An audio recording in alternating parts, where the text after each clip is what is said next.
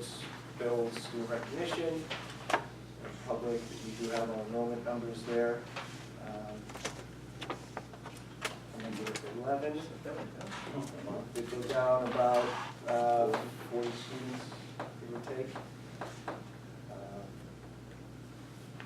Yeah.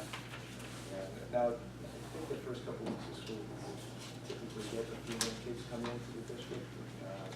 Make sure you use that number for our PI award enrollment. Yes.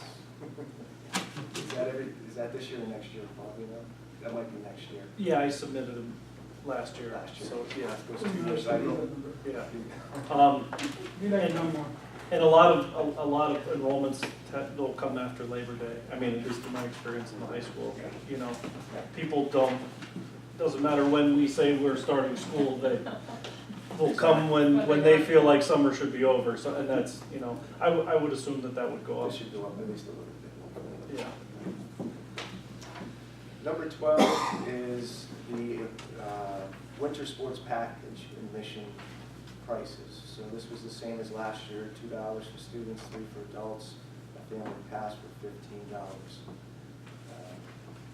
then a resident pass for $10. Everybody's okay with that, we'll continue on there. 13 and 14 are the approval for this year's transportation contracts, as well as the substitute drivers. We have a few. Last month you gave me approval to give the go-ahead to the contractors to start school. This is a formal approval of the actual contracts. Just one question on that. When you do these contracts, do you discuss this with the contractors, or you just make it up to here? No, we have a meeting, an annual meeting with the contractors. We had it at the beginning of August, and then throughout the course of the summer, Kathy Gershie's working with them individually to set up the runs and how many kids and potential routes. So, I think it was August 2nd, we had our annual meeting. We go over any changes to the contracts or any trainings that need to be done, certifications, things like that. 15 and 16, we have our final 2 tax collector approvals. Finally got their information in. Is it error in 16? 16. Instead of saying Salem, it should say Lake. Mine's It's a, like- oh, let's see. No, Let's it's say Fort Salem Township, the last. Oh, I see. Yeah. That's something. So, thank you, Bill. Sharp. Oh, I do.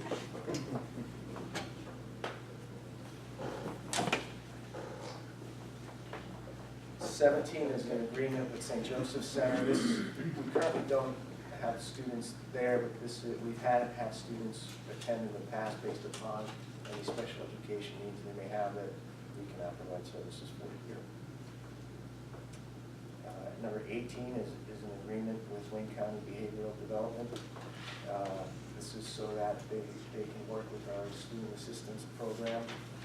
This coming school year, there's no telling on that.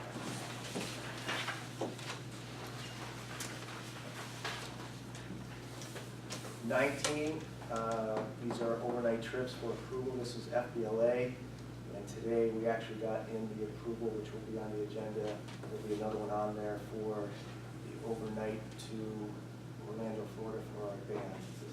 Every 3 years they do that trip, and they perform at the Main Street Parade. Yep. So that will be on there as well.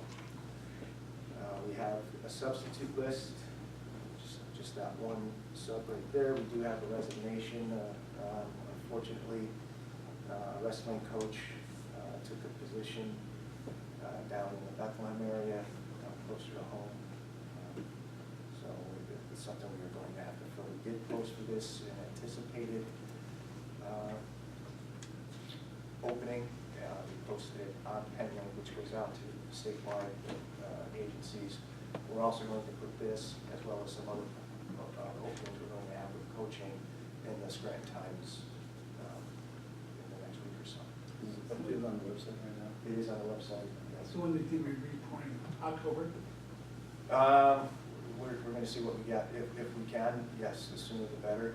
If we need to do a more extensive search, we're going to go into really don't wanna hand that program over just to. Correct, yeah, he has that in top shape, so.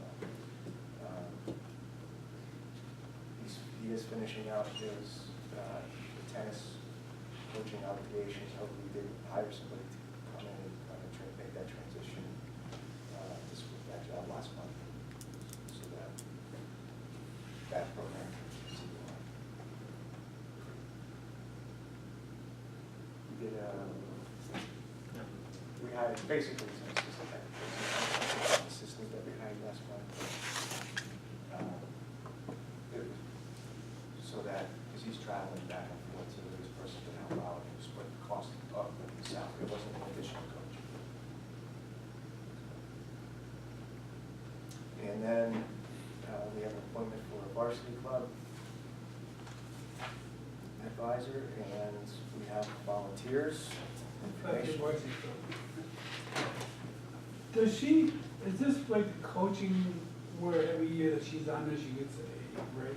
You know, the coaches that. This is part of Experience mod?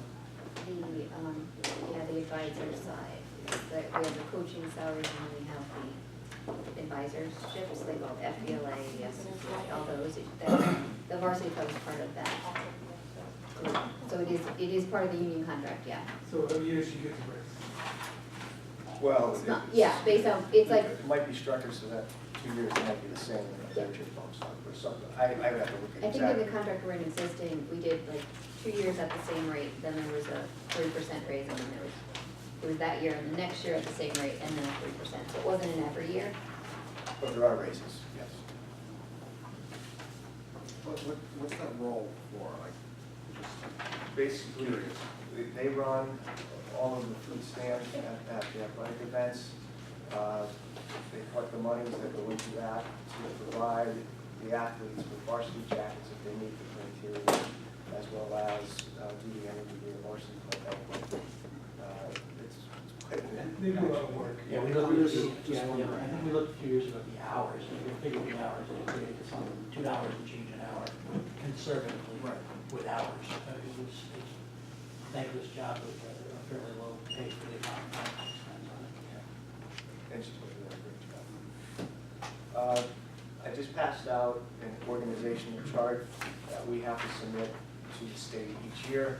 The only adjustment that we're going to have to make is, I believe, and we're going to discuss this a little bit further, and I'll explain this a little bit more in executive because of personnel, but there may be a dotted line from our school psychologists down to our special and support staff, which would be kind of an indirect supervisory role. But other than that, this includes the new positions, building and grounds, athletic director, et cetera. Now, we're waiting to hear, Ellen, unfortunately, we're not able to be here today, but I know there's some policy coming out. This may have to be board approved.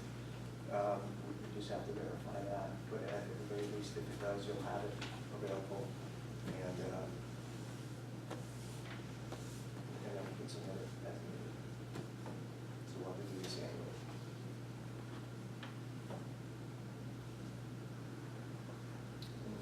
That's pretty much it for the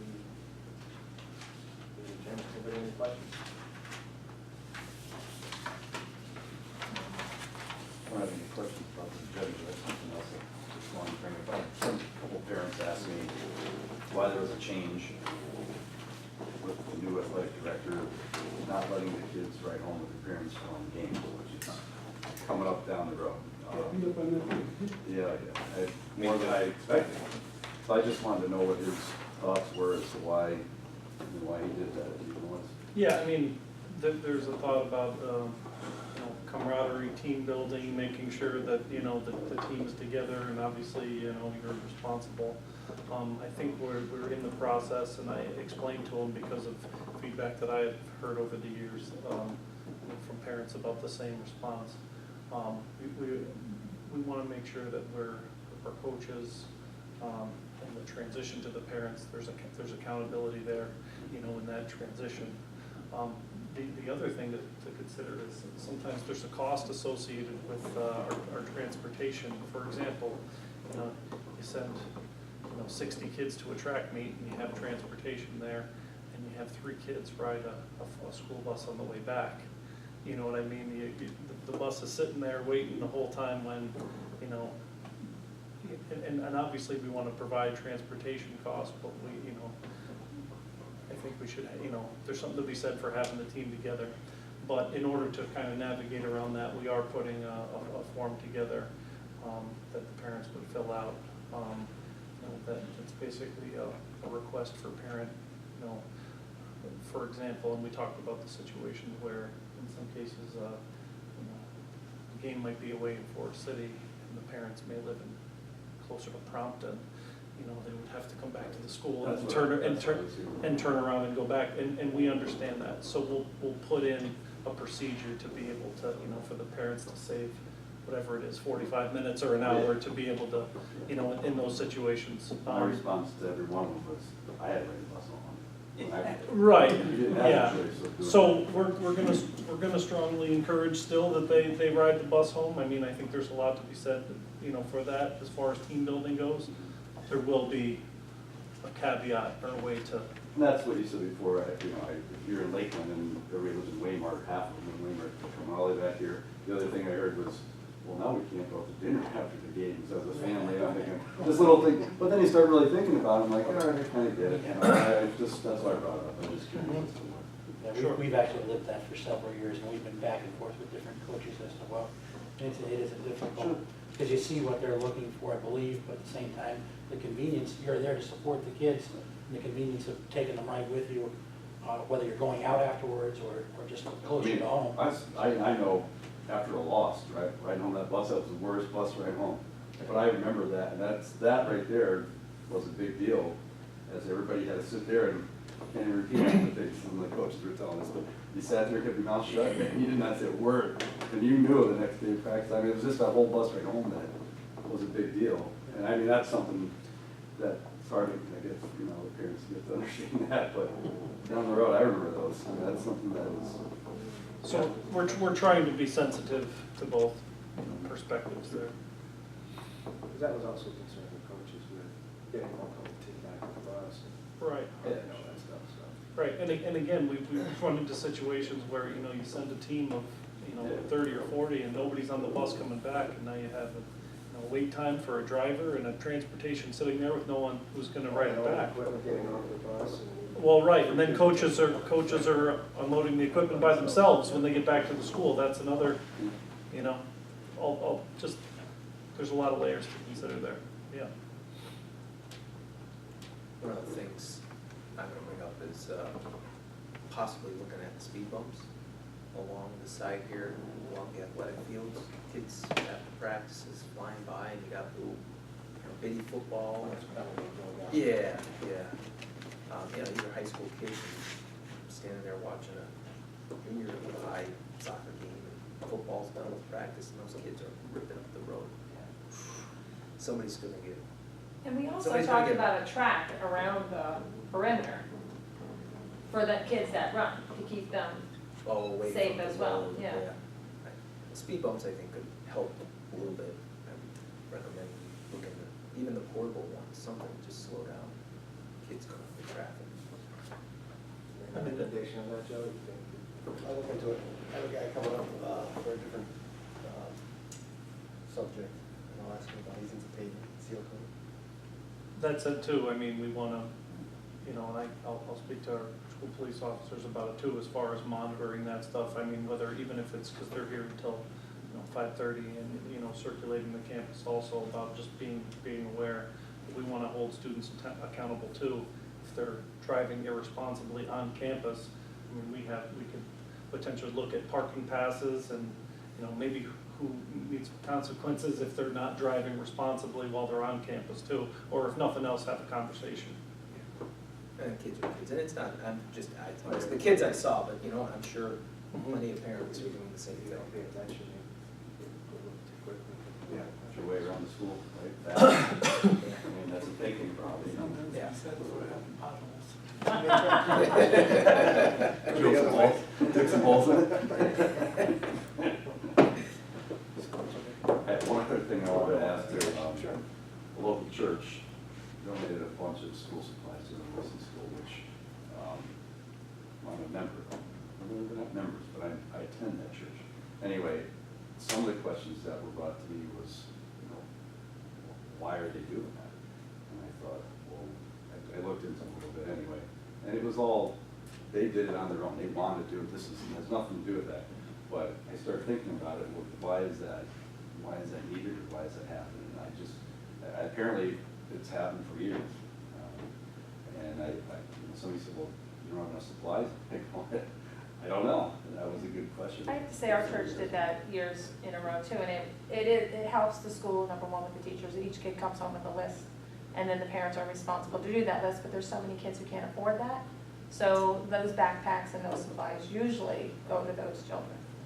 So, who but I can't would, see, it afford wasn't to do necessarily it. backpacks, Yeah. but in this case, it was, I'm not sure, let's say pencils, I'm Yeah. thinking, well, Jesus, we should have pencils, or pens, or tablets, and, different things like that, and I thought, well, the teachers from my year are buying those out of their own pocket, that's what I'm hearing. Yeah. So that's a true, that's, it does, Yeah. okay. So I'm not saying I don't want the church to do it anymore, but I'm just trying to get, feeling for why that I happened. have to say, the list was really short this year. You get a list, Usually it's community been pretty list. big. You get the kids list and then they have the community list that you could buy. Put it in I mean, so- my wife said, you don't remember doing this years ago? I couldn't remember, and then all of a sudden, she does it all the time. I didn't know. Yeah, just everybody gets, you get the list, and then they give you like, there's kids' school supplies, and they give you community stuff you should buy for the classroom. I mean, we do supply a large amount of items, but Sure. there's, we do buy pencils, we do buy paper, tissues, glue, construction, we do buy a lot, but, if there's specific items they want, that's, It's just not there. Yeah. All right, well, just, like I said, just another one that got thrown at me last couple weeks, and I had no idea. Really You what. wouldn't hide. Not at church. Can't hide at church. So we have that. Everybody. You don't have to buy it. You don't want to. Yeah, right, well, yeah, of course. I mean, church didn't have to do that. But you're right, that's what I'm saying, but and that's not the point. But it's great they want wanted to and they it. did it, There were yeah. bags and bags of stuff that they brought. And that's a huge help for those teachers, so that's awesome. Right. I like that. Sounds good. Well, we do have a brief executive after this. We'll go for a tour after that. Okay. Nice, short and sweet, I love it.